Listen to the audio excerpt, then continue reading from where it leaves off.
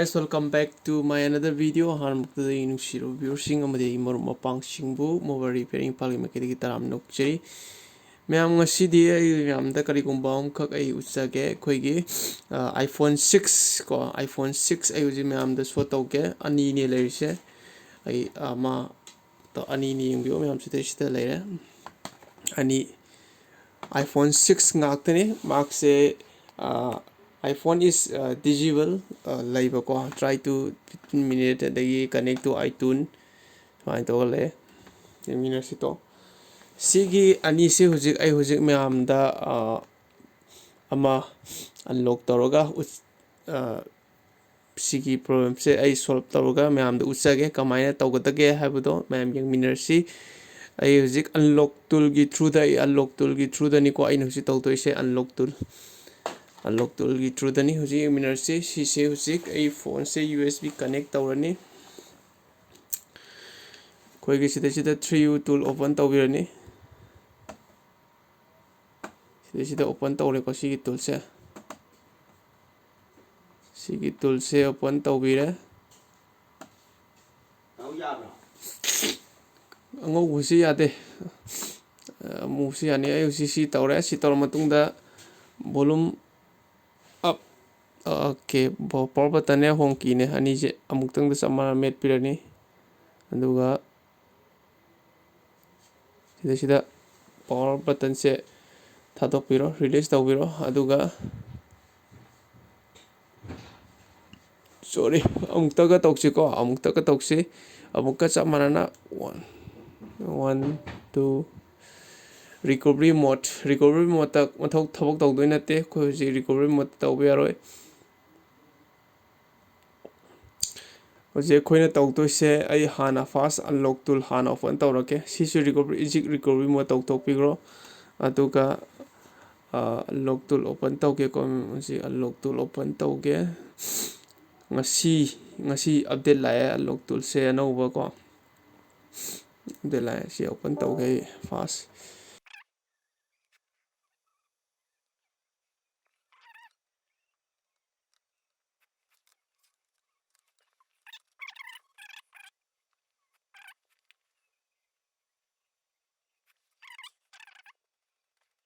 kaidogudogi hai matamda fast si hana amta maximize tawge ko aduga si tawraga sida koina DFU mode ta connect tawne DFU mode habdi kaino hai matamda download firmware update hai ko DFU habdi power button je thadok piro aduga lani yo okay sida yung ai phone se mangda thongge ko mayam gi mangda hujik thongge sumaina thongge ado sida DFU mode ta connect tawre ko sida DFU mode thare si je koina minimize to birani fast ai koina si changa dagi iPhone da chang birani sida koi gi fast mag ai koina magi PW and DFU je koina click tawbirani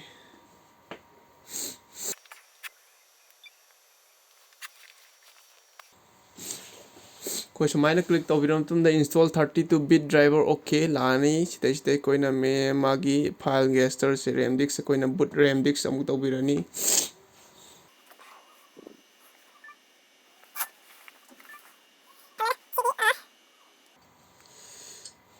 सिगी phone से शु IMEI star #06 has IMEI to enable to get IMEI ni मागी model ना Sishu I next video da I may repair to bagation jarake sida to 9A model 9A uje koi sida mai onsala se yengbiro iPhone 6 okay sigi timing sida koina kaidau gatage ha matamda koina reset tawbiro phone se okay RAM disk mount successful erase tawgre ko ma'am the phone se on to yeng ase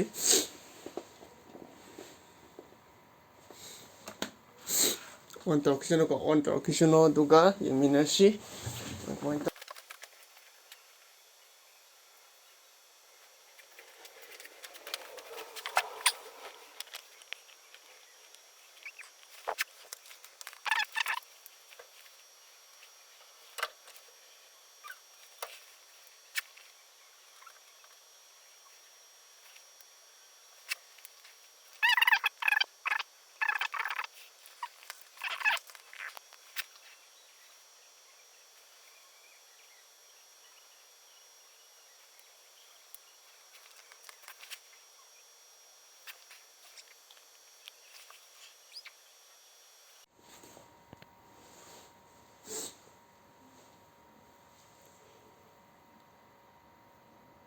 Okay. Hujik yengminarse phone si yong to. Sai iPhone digital leikibdo ko. Hujik digital leiramroi. Yong yengminarse kuman tawgedo yong si mage IMEI number share number loi show tawre. English khalani Indian ko English India khalani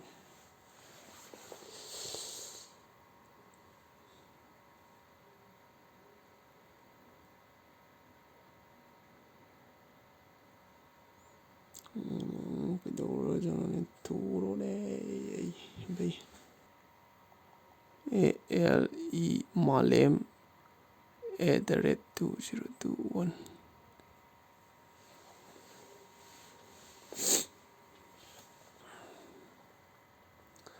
yengo ma'am sida iCloud lock leibra leitabra haibatu yengminarse ngasai tawgre sida leiramdre fare. Okay. Yengo ma'am sida leirise activation log hare 05 kanagi number no 05 customer gi webe use with passcode hai passcode use tawbi ai koinang aigi si passcode si khangdadi koi kamaina tawgani yadrabnina koi hujik sise hujik bypass tawatai koi unlock tool gi through da ko lock tool gi through da bypass tawge yengminarse kamaina tawge haibado first ai koina ngasai gi mukokti chamana tawtini ko chamana tawtini hujik koi sida fan connect tawbirani USB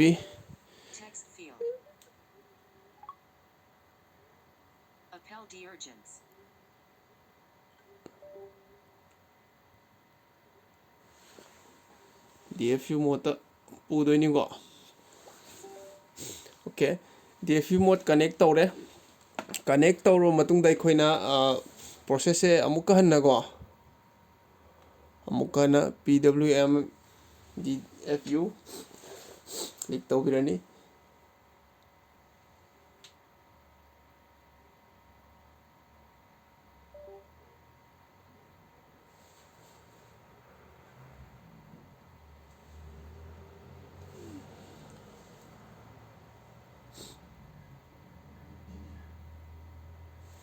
okay koina adagi boot RAM disk amuk tawbirani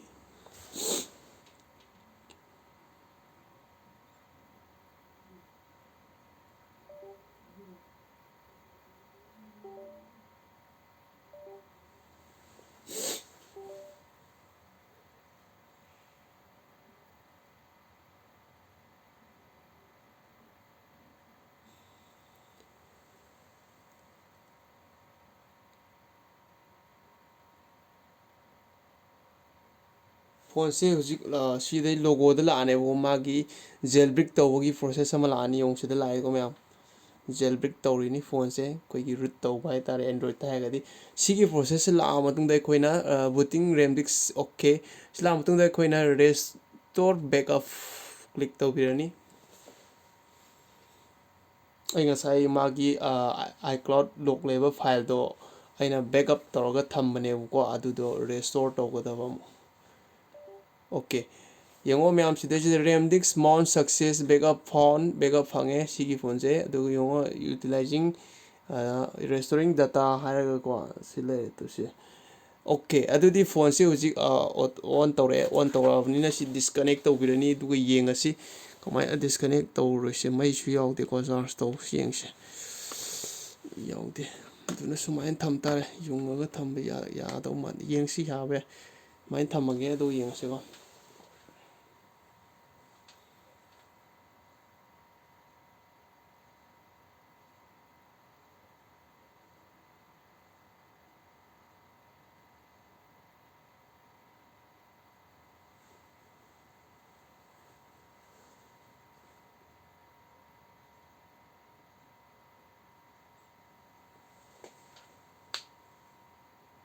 portrait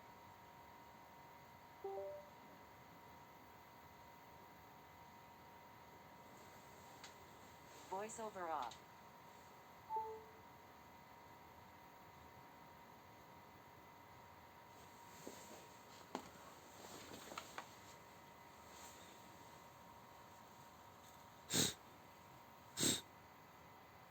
Okay, yo ma'am. Mục riêng sẽ English India next. Hujik khakta iCloud leikibdo yengo to. Next continue.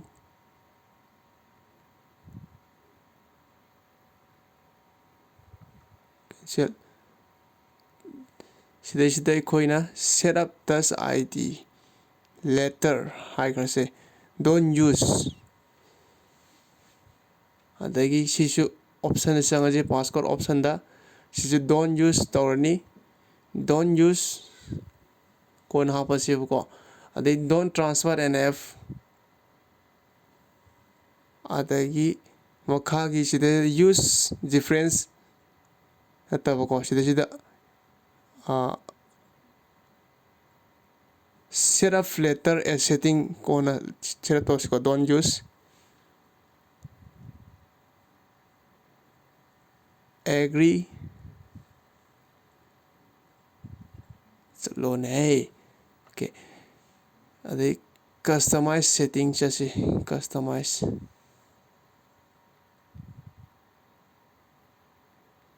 chalo ne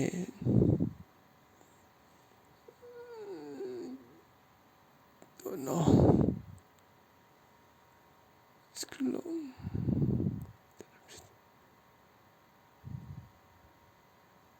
don't share just view. Hey ma'am, lower yung setting sangge hindi ko magi sida ama sulay chesu ay tawrag utsara.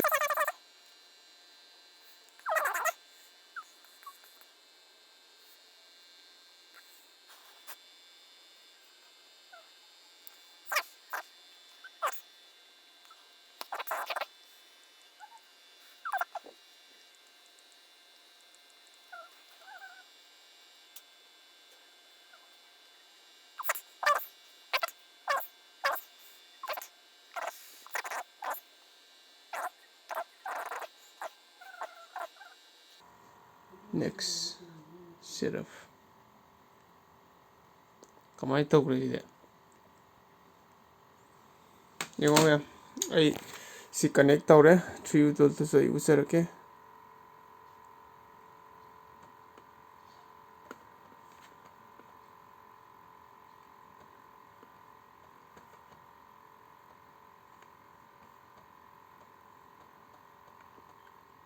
okay device sing biro 2 jailbroken no activation activated yes magi iPhone 6 magi battery 49 partial ay simul